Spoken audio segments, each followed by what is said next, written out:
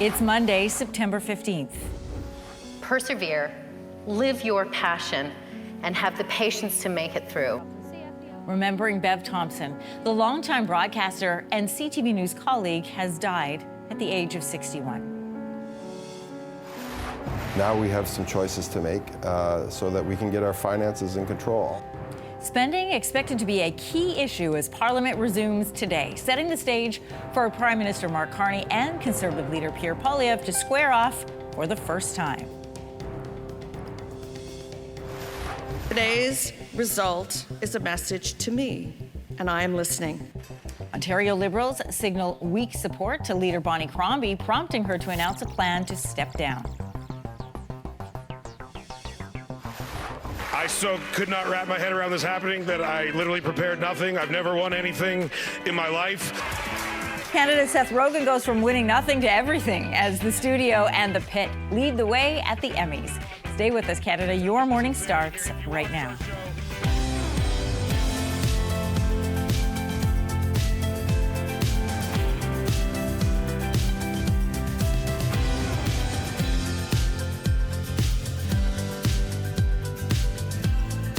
Good morning, Canada. Welcome to Your Morning. I'm Anne-Marie Mediwake. Good morning, everybody. I'm Lindsey Deluce. I'm Kelsey McEwen. Hopefully your Monday's off to a good start. You had like a speed bump there. A hiccup. It's early, 6:01. It's Monday. Fair enough.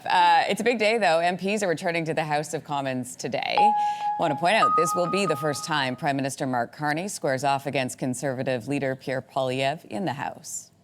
I think ultimately the impact is going to be to see this interaction between Carney and Poilievre. We haven't really seen that before. We've seen it in the debates, but not in Parliament. And I think the Conservatives are going to use this opportunity to really showcase Pierre Poilievre as the leader.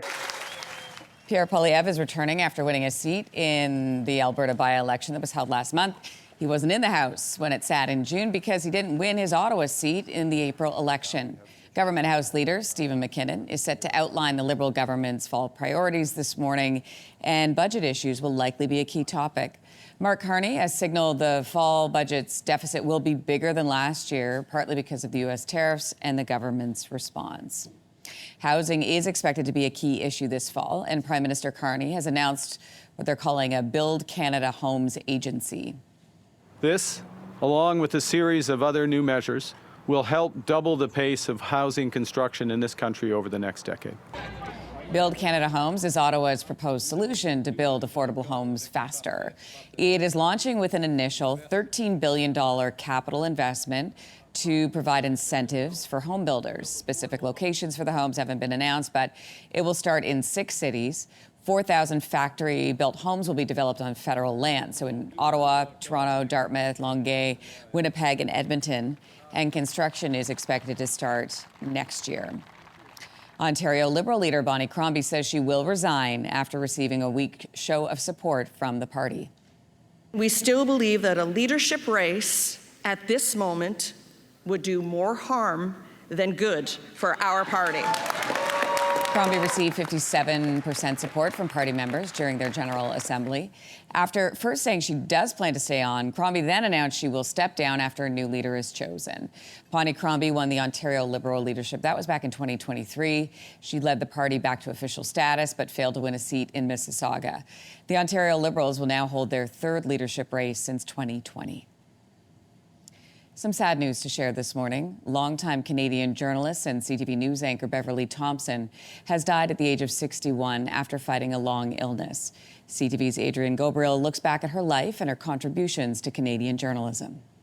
This is a little reunion here on the docks in Halifax. For more than 3 decades, Beverly Thompson guided Canadians through historic moments across the country and the world. Welcome to America's Choice 2016. I'm Beverly Thompson. Raised in the Toronto area, she began her career away from the camera at a small radio station. Under cross-examination, From there, Thompson began to learn 3 pillars of what she said guided her career: perseverance, passion, and patience. I don't mind you shaking your head. Let's go. In the past year, there were half a dozen charges laid. Eventually earning her first on-camera position as a local reporter with CTV News Toronto. Hundreds of police officers are expected to attend the funeral in Niagara Falls Wednesday morning. Until one night, she suddenly found herself on the anchor desk. He said, our anchor didn't show up, we need you now. In those days, the newscast went to air at 6:30. It was 6:21. Thomson never looked back. World Beat News with Tom Gibney and Beverly Thompson. She was at the helm of the weekend anchor desk at CFTO before moving to Global News in 1997 to anchor their flagship Toronto newscast for 7 years. We have somebody that we'd like to introduce you to. In 2003, Thomson returned to CTV. This morning in Halifax, please welcome Bev Thompson as co-host of Canada AM. Station, this is Canada AM host Beverly Thompson. How do you hear me? Beverly and Canada AM, I hear you loud and clear. How do you hear me? Following a 13-year run co-hosting Canada's morning show, she took her talents to the CTV News Channel anchor desk. I'm Beverly Thompson. Here's what's making news right now. Transparency was always front and center for Thomson, especially while sitting down with some of the world's most powerful politicians. Well, thank you, Hillary Clinton, for having some time to share with us. Coaxing Clinton to open up about her desire to run for president. Thomson also opened up about her own story and her brave battle with breast cancer. You get emotional, you can't help it. Everybody is here to make the world a world without breast cancer. She became an official spokesperson for the Breast Cancer Foundation of Canada. An outspoken cancer survivor, Ms. Thompson. In 2019, Thomson was awarded the Order of Canada for her outstanding contributions to this country's broadcasting industry and for her volunteer work to help raise money to find a cure for cancer. Adrian Gabriel, CTV News, Toronto. As Adrian said, Bev's career included a profound contribution to morning television here at CTV, with 13 years anchoring Canada AM. And the staff here today are remembering her for her behind-the-scenes life, her kindness, how when she started laughing, she just couldn't stop, her fantastic parties, and her passion for Blue Rodeo and Terry Jack's seasons in the sun. She was one of a kind, and our thoughts are with her family this morning. Well, starting today, Canada Post will no longer be delivering commercial flyers. The union representing Canadian postal workers says it is moving to end a ban on overtime work and will instead have members stop delivering those flyers. Canadian Union of Postal Workers President Jen Simpson is also warning of possible escalation if Canada Post continues to stall. The union says Canada Post is refusing to talk until the union significantly changes its latest offer.